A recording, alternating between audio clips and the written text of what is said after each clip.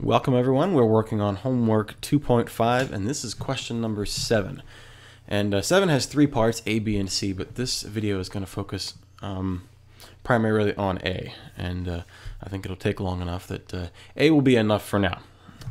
So we have two bicyclists. One is sitting idle, or that is he's fixing his tire, and sits idle for 2 seconds as his friend rides by him at a constant speed.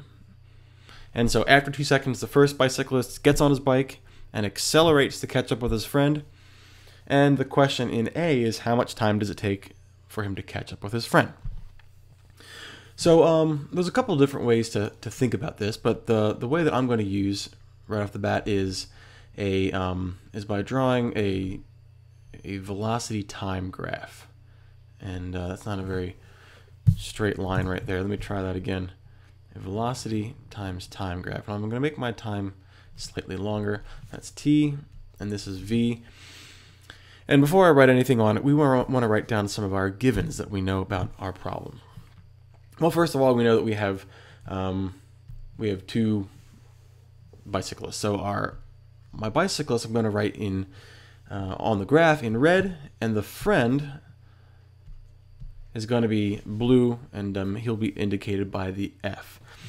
So let's write down actually the friend's information first. The friend. Well, what's the acceleration of the friend? A sub F. Well, the friend maintains a constant speed. It does not change it. He starts at a certain velocity and ends at a certain velocity, and so there's no acceleration at all. So that's going to be 0 meters per second squared. The VI, that is the initial velocity of the friend, so that's going to be VIF, is 3.5 meters per second, as is the final velocity, VFF, is 3.5, it's not very clear right there, is it? 3.5 meters per second. All right, let's write down some information about the biker, the first biker we have in our story here. Now, I'm not going to write him in red. He'll simply be red on the graph, but he will be designated by a lower or a subscript b. So the acceleration of the biker, what is that? Well, remember, he waits a few seconds and then must accelerate to catch up with his friend, otherwise he would never catch up with him. That is 2.4 meters per second. 2.4, I'm sorry, meters per second squared. And our initial velocity of the biker or bicyclist, well, he's starting at rest, so that's going to be 0 meters per second. And so far, we don't quite know what the final velocity is of the bicyclist, so that's still going to remain up in the air. We do, however, know some other things. Since the friend passes the bicyclist, and that's where the distance starts, the distance that the bicyclist must catch up to his friend when he finally does is going to be the same distance as the friend has been riding that whole time. So what that means is that the displacement of the bicyclist is equal to the displacement of the friend. And one last bit of information we can write down. What else do we know? Well, we know that the friend rides for 2 seconds longer than the bicyclist is riding, because the bicyclist is sitting idle for 2 seconds before he gets on his bike. So we're going to say that the time of the friend, change in time of the friend, is equal to the time of the bicyclist plus 2 seconds. And we can actually write it the other way around too. The time of the bicyclist is equal to the time of the friend minus 2 seconds. All right, let's start by making a basic graph so we can sort of think about how we want to solve for the different parts of it.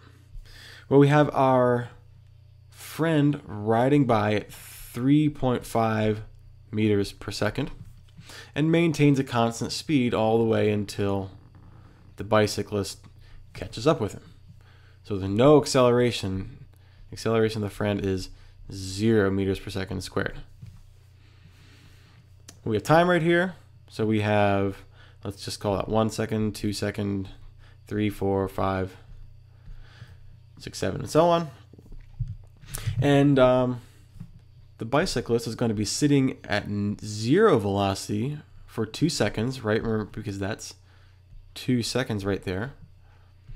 And then after that is going to accelerate at a constant velocity to catch up with his friend.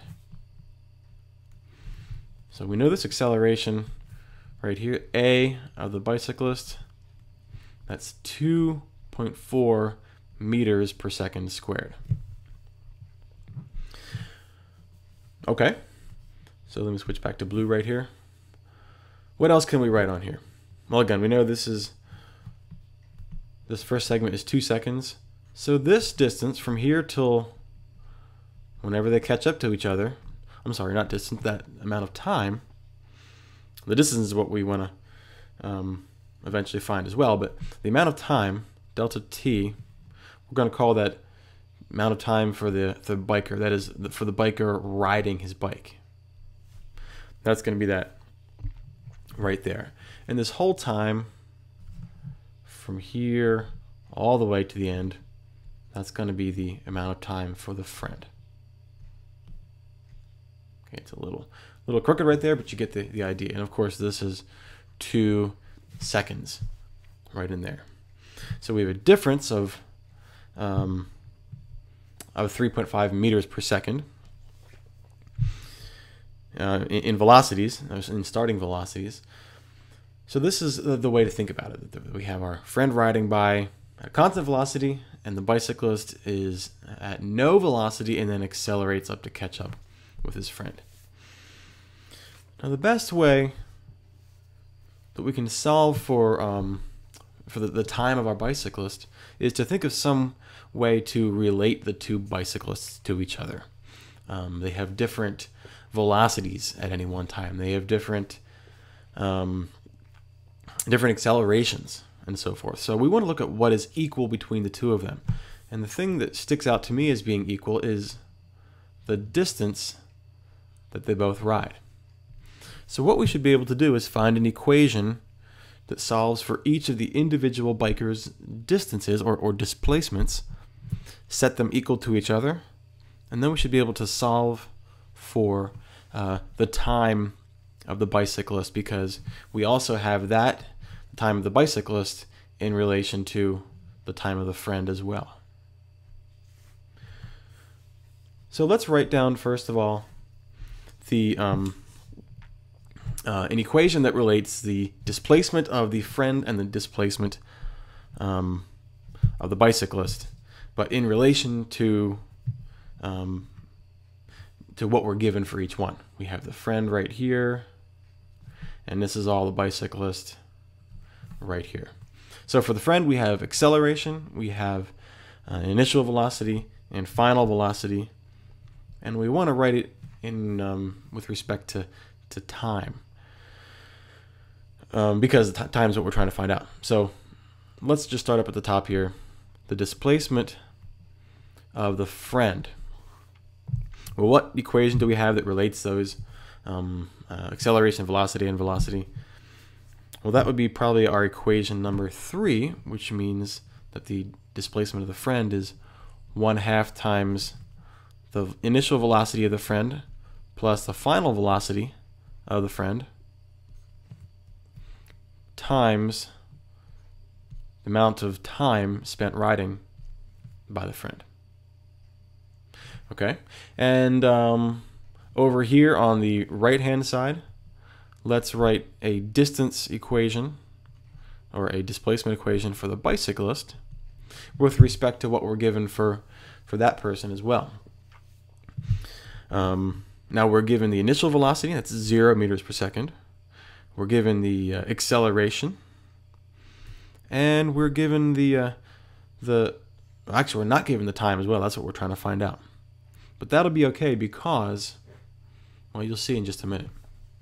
Let's write down this equation. So the change in displacement of our bicyclist, the equation that best fits what we're given is initial velocity of the bicyclist times the time spent by the bicyclist plus 1/2 times the acceleration of the bicyclist times the time of the bicyclist squared. Now you're probably thinking, well, we don't know the time of the bicyclist. We don't know the time spent by the friend, honestly. But we do know that they are related to each other. There's a relationship between the time of the bicyclist and the friend. Actually, that involves this right here.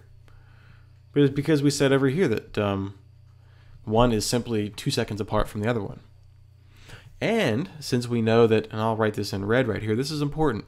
Since we know that the displacement of the friend and the displacement of the bicyclist are the same, we can now set these two equations equal to each other and solve for the time of the bicyclist. So our two displacements equal to each other, so let's set these two equations equal to each other. So 1/2 times initial velocity of the friend plus final velocity of the friend times the change in time of the friend is equal to initial velocity of the bicyclist times the time of the bicyclist plus 1/2 times the acceleration of the bicyclist times the time of the bicyclist, or delta t squared. Well, and again, we are trying to solve for the time of the bicyclist, and we don't know what this is over here, but we can rewrite the time of the friend with respect to the time of the bicyclist, because after all, we know that right there. It's 2 seconds apart. In fact, I should have done that because I wasted a lot of space. So let's rewrite it again. We have 1/2 times the velocity initial of the friend plus the final velocity of the friend times, now the time spent by the friend, let's write it in with respect to the bicyclist. That is times TB plus 2 seconds equals, and the rest of this stays the same, initial velocity of the bicyclist times the time of the bicyclist plus 1/2 times the acceleration of the bicyclist times the time of the bicyclist, the quantity squared. Now you've got a couple t's in here. We have this t, we have this t squared, and this t over here. Well, if we have t squared and t, this kind of resembles a quadratic equation, doesn't it? Let's see if we can rearrange this to make our t be solvable as a quadratic. And I see that I'm running out of time for my 15-minute allotted time window. So we will conclude this in a second video. See you then.